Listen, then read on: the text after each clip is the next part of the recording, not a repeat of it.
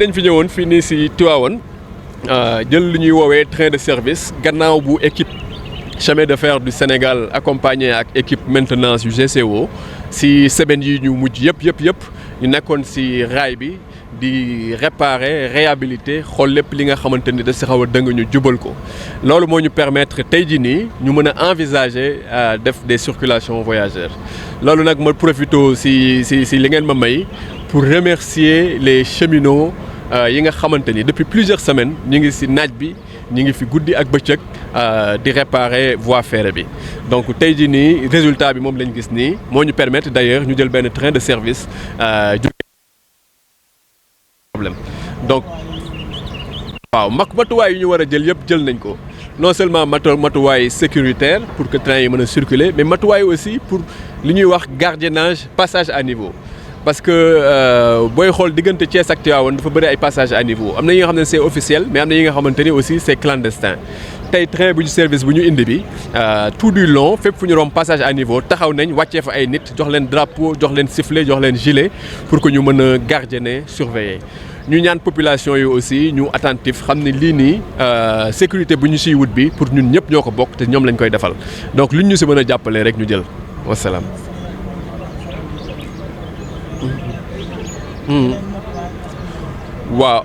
waaw xam nga trafic passager ak trafic marchandise bokkul booy jël ay nit di leen dugal ci ay train normes yi ngay appliquer c'est beaucoup plus exigeant moo taxoon d'ailleurs ñu defaat yeneen travaux réhabilité waat et cetera yokk gardiennage passage à niveau yu yokk ay affaires yu bëri c'est parce que c'est pas la même chose donc moo tax matuwaay yi ñu waroon jël yëpp ñu jël ko pour assurer voyage yi ci biir gàmmu gi ñuy dëgmal jërë ngeen jëf merci. waaw bu ngeen ne xool effectivement màggal gi amoon nañ tuuti jafe-jafe parce que nag dafa amoon na sax li ñuy wax le fameux camion bu demoon ba ñëw xaw ma lu ñu def ba yéeg ci kaw raay bi loolu nag li ñu ko mën a éviter mooy prévention wax nit ñi ni raay dafa am yoonam saxaar moo ci war a daw tëli oto moo ci war a daw tëli ak raay fi ñuy tasanteeg foofu moo tudd passage à niveau lu ko mooy kenn warul yéeg ci raay ñu ci appeler au sens de responsabilité de nos concitoyens ñu xam ni lii nii bëgg nañu dem dellu ci sans problème yenn affaires yi c'est limite un manque de civisme donc ñu ngi woo ñëpp pour ñu am attitude de responsable ñun matukaay yi ñu waroon jël yëpp jël nañ ko mais nit ñi nag itam ñoo war a jël seen responsabilité xam ni luy yoon ak lu dul yoon bi nga xam ne saxaar moo ci war a daw nga dem jël sa oto yéeg ba ci kaw di ci daw loolu moom du yoon au-delà de li nga mu mën a générer ay accident mais mën na indi ay déformation ci raay bi nit ñi il faut que ñu xam ko raay c'est pas pour rien que ci passage à niveau yi ñu gis ay plusieurs raay yu rangaloo c'est pour éviter ay déformation donc fu dul passage à niveau oto waru fa jaar donc ñu ñaan nit ñi nag ñu vigilant ci loolu laa amoon lu ma ci yokk jërë ngeen jëf. donc bonjour à tous donc aujourd'hui nous sommes ici à Gare de Tivaouane dans le cadre de l'opération Gamou que nous faisons cette année suite à plusieurs années d'arrêt. C'est toujours un plaisir quand on procède à la réouverture d'une ligne de circulation, de venir sur place avec les équipes qui ont travaillé pendant plusieurs semaines. Et là, c'est la concrétisation du résultat de ce qu'ils ont fait pendant plusieurs semaines. En effet, nous avons procédé à la réouverture de la ligne lors du Magal de Touba. Tout de suite après, les équipes des chemins de fer du Sénégal se sont déployées sur le tronçon reliant Thiès à Tivaouane, accompagnées des équipes de GCO, que je remercie au passage, pour procéder aux corrections et réhabiliter la voie et permettre cette circulation voyageur.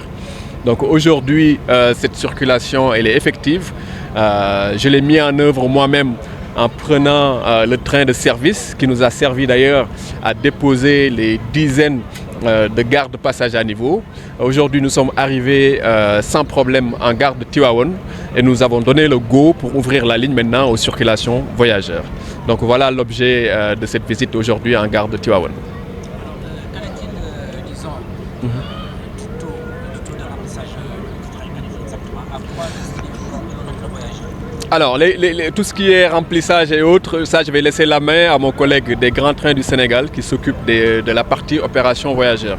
Nous, on est tributaire de la gestion de l'infrastructure ferroviaire. On est gestionnaire des rails, etc. Et c'est ça que les équipes des chemins de fer du Sénégal et les équipes de GCO ont réhabilité durant ces 3-4 dernières semaines suite au Magal pour permettre aujourd'hui que durant cette phase de Gamou, que les opérations ferroviaires puissent se dérouler convenablement. Donc voilà. Oui. Alors le dispositif mis en place ici à Tivaouane est le même que celui qu'on a mis à Touba. C'est-à-dire que les équipes du chemin de fer du Sénégal, et ici c'est GCO qui nous a accompagnés dans ces travaux de maintenance et de réhabilitation de voies, se sont déployés pendant plusieurs semaines pour réhabiliter toute la voie de Tivaouane à Thiès. Maintenant que la voie elle est réhabilitée, tous les jours après les circulations,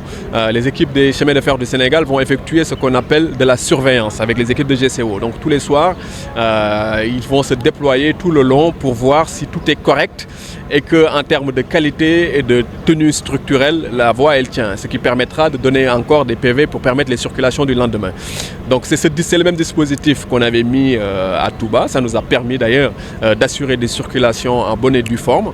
et on a mis ici le même dispositif. Au-delà de ça, les forces de défense et de sécurité nous accompagnent pour la surveillance des passages à niveau. Les équipes même des chemins de fer du Sénégal vont se déployer sur tous les passages à niveau. Les passages à niveau officiels comme les passages à niveau clandestins pour assurer la surveillance et garantir la sécurité des transports de voyageurs tout le long. Mmh. Mmh.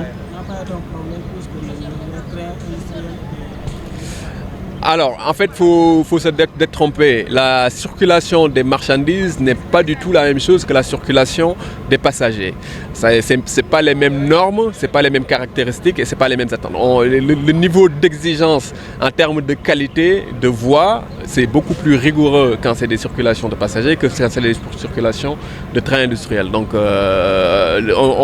a eu la même exigence que ce qu'on a fait lors du Magal. Donc, faut pas se voiler la face. Il y a eu énormément de travail qui a été fait durant ces 3-4 dernières semaines. Et là, le résultat, c'est qu'aujourd'hui, on a circulé sans problème avec le train de service de Tivaouane, de Thiès à Tivaouane. Et ça s'est passé convenablement. Et on espère que les circulations voyageurs vont se dérouler convenablement.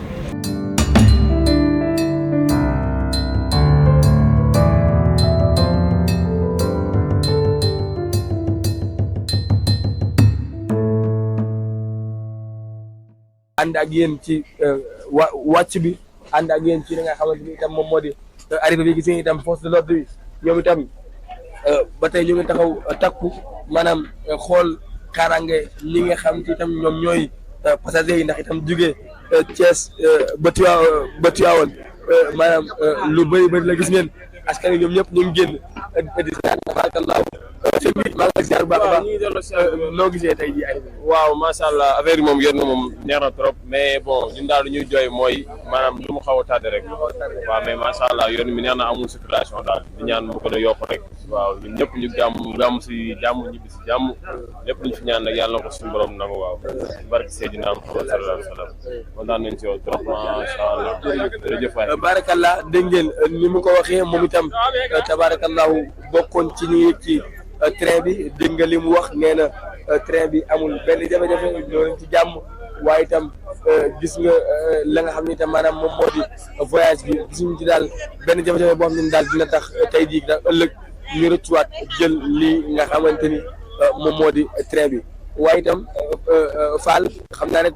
dañuy continuer waat un peu rek comme ni nga ko defee woon sànq rek xam naa suñu yaay ji moom yaay booy maa ngi leen di baax a baax sànq ba léegi ñun ñoo àndoon ci voyage bi loo gisee tey jii train bi. oh macha allah nag sa xol dafa fees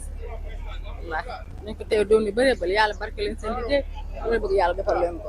yàlla nangu ñu suñu gàmm ku ci nekk loo ci ñaan yàlla may yàlla bari yéen tam nag macha allah yal na yàlla jàppale kontaan naa trop.